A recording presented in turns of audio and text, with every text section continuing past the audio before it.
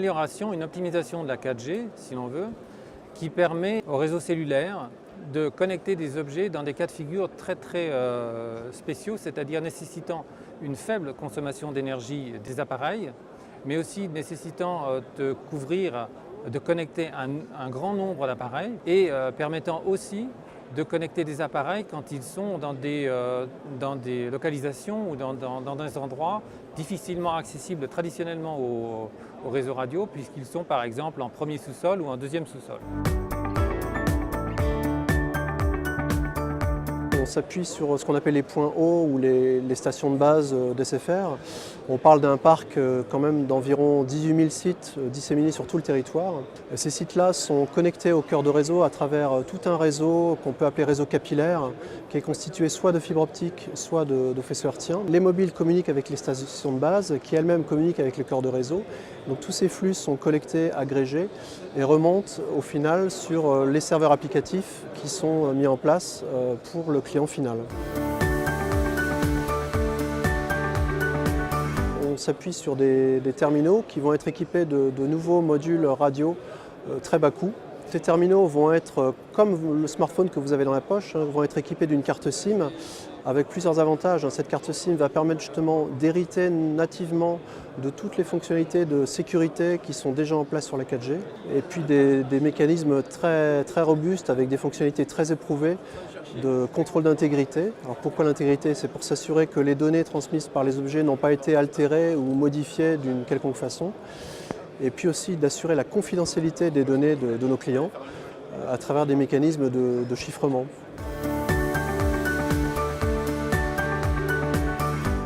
Donc on voit ici l'intérêt de cette technologie, c'est qu'on s'appuie sur tout un existant, un réseau télécom 4G qui est déjà en place chez nous et qui va nous permettre, en termes de déploiement, d'aller beaucoup plus vite qu'on a pu le faire avec le LTE.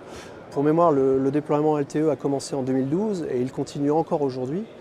Alors qu'en Narrowband IoT, on devra aller beaucoup plus vite. On parle d'un déploiement qui pourrait s'étendre sur quelques trimestres par rapport à quelques années, comme ça a été le cas pour le LTE. SFR déploie seul cette technologie, c'est en cours, en s'appuyant bien évidemment sur ses fournisseurs d'infrastructures. Ces radios, on parle des fournisseurs de stations de base, ce qu'on appelle en 4G les iNode B. On s'appuie aussi sur les équipements qu'on appelle cœur de réseau, qui sont là pour venir agréger, collecter les données en provenance de toutes les stations de base.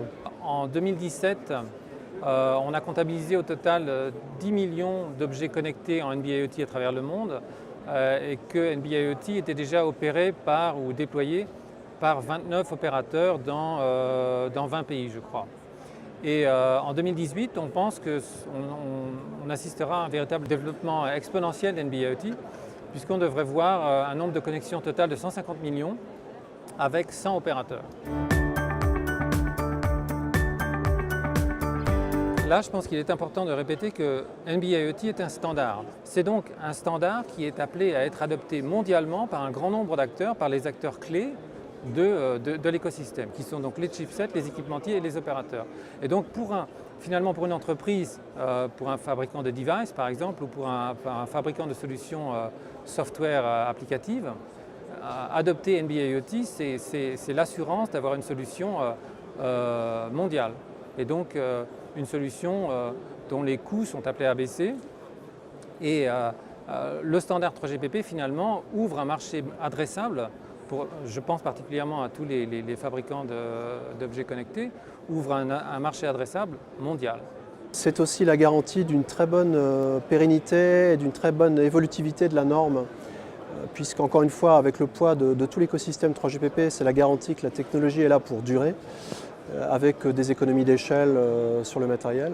Je pense que c'est une technologie qui est tournée vers le futur parce que, encore une fois, c'est une technologie qui s'intègre au réseau cellulaire actuel.